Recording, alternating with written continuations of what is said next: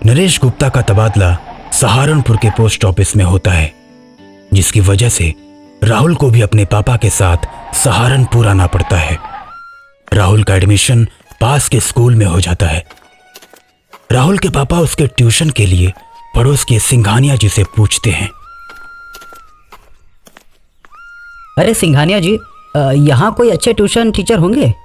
ज़्यादा इंतज़ार नहीं कर सकते। देखिए, वैसे ही 2 महीने बाद राहुल का एडमिशन हुआ है, पढ़ाई छूट रही है राहुल की।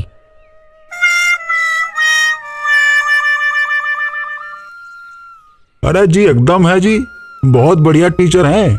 चलिए मैं आपको मिलवा देता हूँ। मेरा सोनू भी वहीं ट्यूशन पढ़ता है। ये तो और भी बढ़िया हो जाएगा। सोनू और राहुल साथ साथ ट्यूशन पढ़ने जाया करेंगे।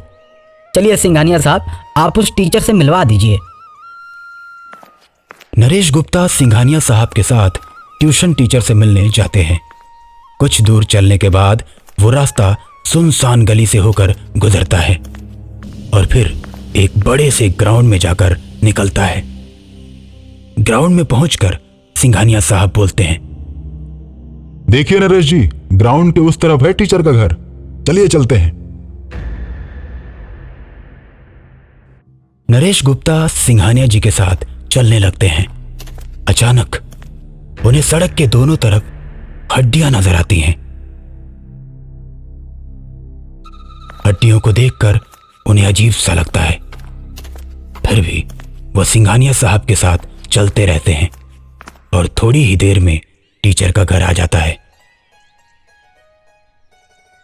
टीचर से मिलने के बाद नरेश और सिंघानिया साहब अपने अपने घर वापस आ जाते हैं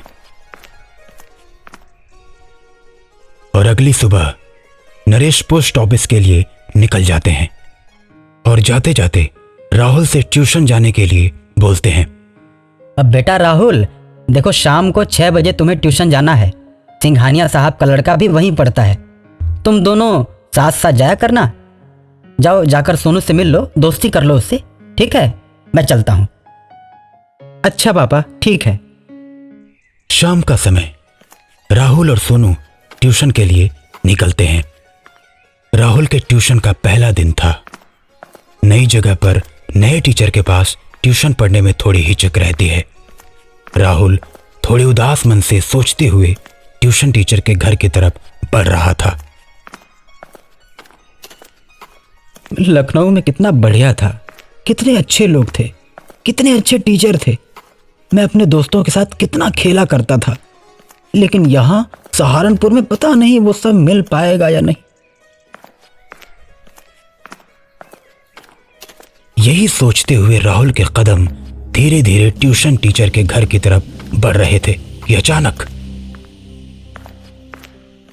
राहुल को सड़क के दोनों तरफ हड्डियां दिखाई देती हैं।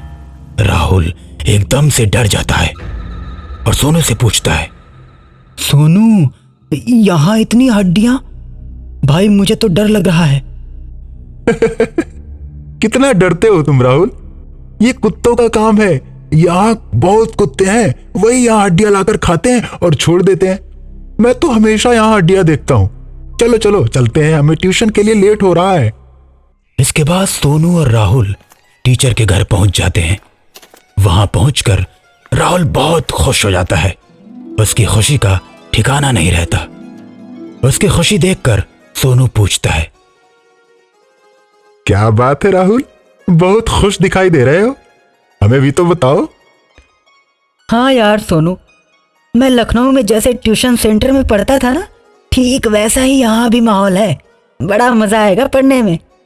और थोड़ी ही देर के बाद क्लासरूम में टीचर आ जाते हैं।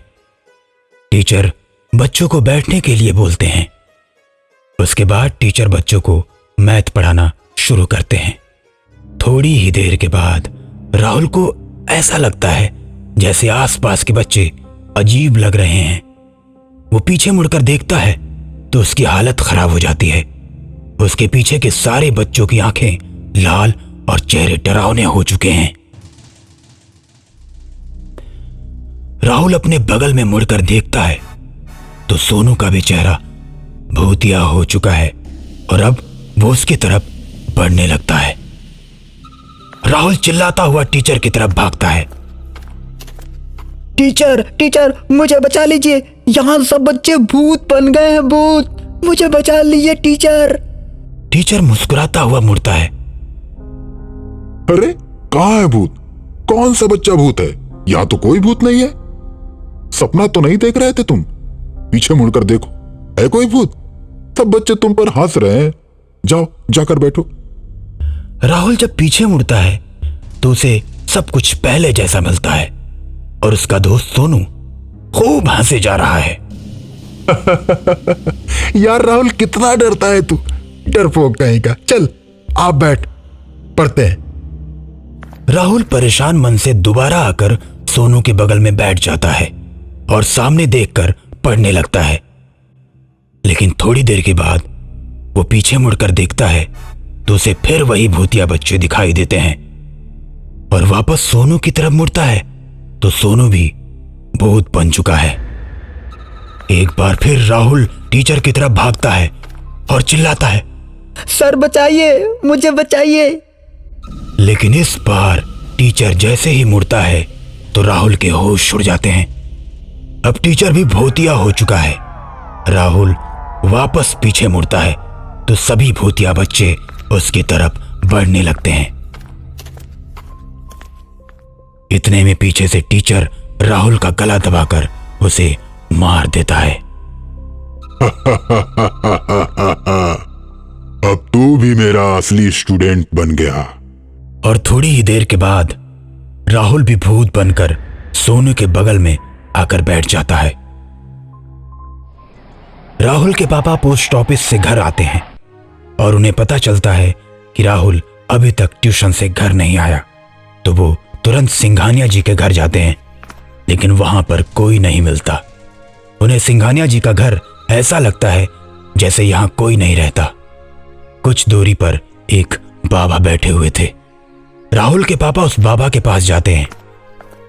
बाबा जी, ये सिंघानिया जी कहीं नजर नहीं आ रहे, आपने देखा है क्या? और इनका घर भी कुछ बदला बदला सा लग रहा है।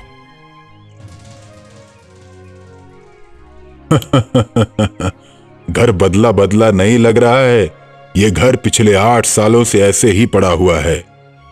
लेकिन यहाँ तो सिंघानिया साहब रहते हैं ना? रहते थे, लेकिन अब नहीं रहते। अरे तो क्यों नहीं रहते? मैंने अभी कल ही उनसे बात की थी, उनका लड़का मेरे बेटे के साथ ट्यूशन पढ़ने गया था। राहुल के पिता की बात सुनकर बाबा समझ जाते हैं कि मामला क्या है। तुम्हारे साथ धोखा हुआ है बेटा। सिंघानिया और उनके बेटे को मरे 8 साल हो गए।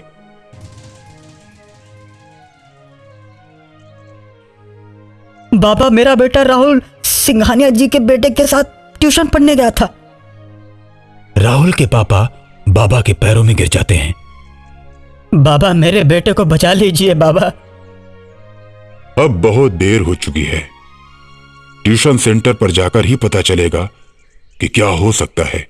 हाँ, अगर तुम चाहते हो कि ये और किसी के साथ न हो तो मैं उन भूतों को हमेशा हमेशा के लिए खत्म कर सकता हूं।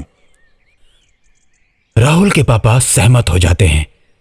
बाबा अपने गुरु को बुलाते हैं और तीनों लोग ट्यूशन सेंटर पहुंचते हैं।